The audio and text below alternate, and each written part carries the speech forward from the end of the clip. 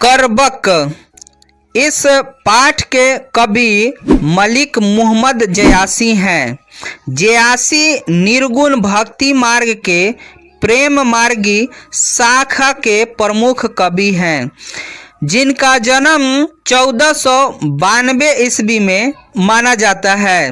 वे उत्तर प्रदेश के जयास नामक स्थान के रहने वाले थे। उनके पिता का नाम मलिक शेख मरमेज मालिक राजे असफ था।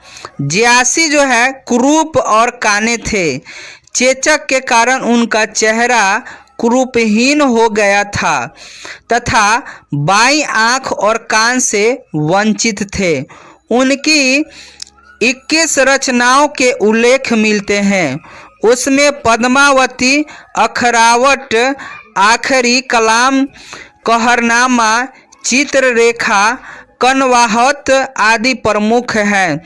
इनकी प्रसिद्ध रचना पद्मावती में चित्रौद राजकुमार रतनसेन सिहलदीप की राजकुमारी पद्मावती और दिल्ली सल्तनत के सुल्तान अलाउद्दीन खिलजी की कहानी है। जयासी की मृत्यु 148 ईस्वी के करीब मानी जाती है। मलिक मोहम्मद जयासी प्रेम के पीर कवि हैं। इस पाठ में 2 करबक प्रस्तुत किया गया है। प्रस्तुत पंक्ति में जयासी कहते हैं, एक नैन के होते हुए भी जयासी गुणवान है। जो भी उनकी काव्य को सुनता है वो मोहित हो जाता है।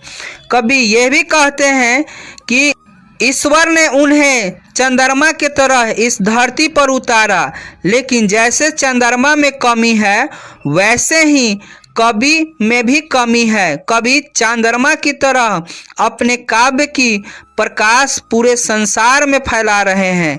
जिस प्रकार अकेला सूर्य नक्षत्र के बीच उदित है, उसी प्रकार कवि ने भी अपनी एक आंख से इस दुनिया को भली भांति समझ लिया है।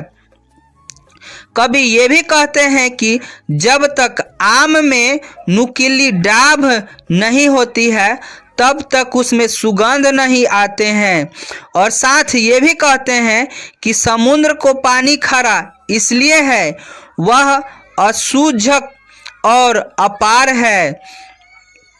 कवि जयासी कहते हैं कि जब तक सुमेरु पर्वत को त्रिशूल से नष्ट नहीं किया गया तब तक वह सोने का नहीं हुआ।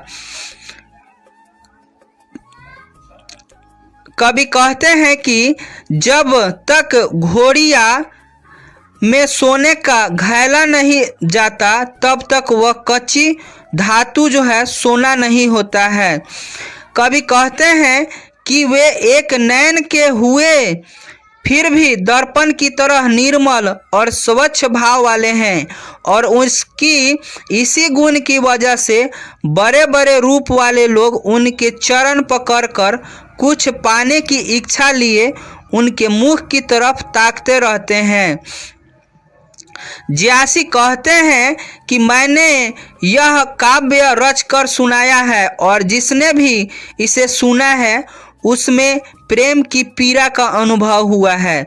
मैंने इस काव्य को रक्त लेई लगाकर जोड़कर इसे गढ़ा है, आंसुओं की जल में भिगोया है। कवि कहते हैं कि मैंने इसका काव्य की रचना यह जानकर किया है कि मेरे ना रहने के बाद इस संसार में मेरी आखिरी निशानी यही हो। अब न वह रतनसेन है और ना ही वह रूपवती पद्मावती और ना ही वह बुद्धमान सुआ है और ना ही राघव चेतना और अलाउद्दीन है। आज इसमें से कोई भी नहीं, लेकिन यश के रूप में इनकी कहानी रची गई है। कवि कहते हैं कि वह पुरुष धन्य है जिसकी कीर्तियां और प्रतिष्ठा इस संसार में है, उसी की तरह रह जाती है जिस तरह पुष्प के मुरझा जाने पर भी उसका सुगंध रह जाता है। जयासी कहते हैं कि इस संसार में यश न तो किसी ने बेचा है और ना ही किसी ने खरीदा है।